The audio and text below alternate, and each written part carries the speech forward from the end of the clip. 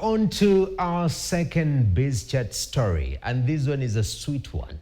Now, challenges affecting the country's sugar sector are not new. In more than 20 years, most public sugar mills, especially in the Western Belt, have gradually sunk into financial distress, with some now on the brink of grinding to a halt. Three governments have attempted to revive the sector with little success. The current government hopes to turn the tide and has proposed 16 intervention areas aimed at turning things around. KTN's David Muthoka provides the answers. Since the late 90s, the country's sugar sector has been marred by a myriad challenges that have turned the once sweet sector sour, not only for the government, but also for thousands of cane farmers, especially in the western region. Year after year, the sector has teetered on the brink of grinding to a halt, despite interventions by three successive administrations to revive public sugar mills. The current administration now intends to revive the sector for good through 16 interventions proposed by Treasury Cabinet Secretary Professor Njuguna Ndung'u. The interventions target 5 public sugar mills, among them Chemelil, Nzoia, Miwani, Muhoroni, and South Nyanza sugar companies.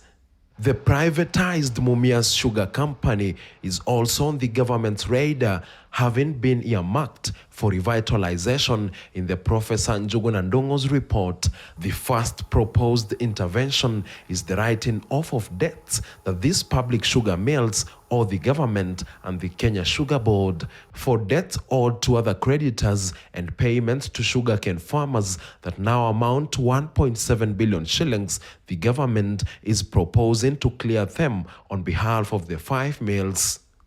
As at now, these sugar mills owe a cumulative 128 billion shillings in the form of debts, taxes, penalties, salaries, and other remunerations. For instance, the Chemelil Sugar Company has a 9 billion shilling debt. The South Nyanza Sugar Company has a debt of 7 billion shillings. Nzoia Sugar Company's debt amounts to a staggering 62 billion shillings. Muhoroni owes 26 billion shillings, while the Miwani Sugar Company owes 22 billion shillings. The second intervention proposed by the government is the leasing of these 5 sugar mills instead of privatizing them, as passed by Parliament 8 years ago. According to the Treasury Memorandum, the proposed leasing model is much more likely to spur modernization in these sugar mills, improve competitiveness in the sugar sector, enhance product diversification, enhance livelihoods of farmers, and generate taxes. Another proposed intervention is the merging of some sugar mills.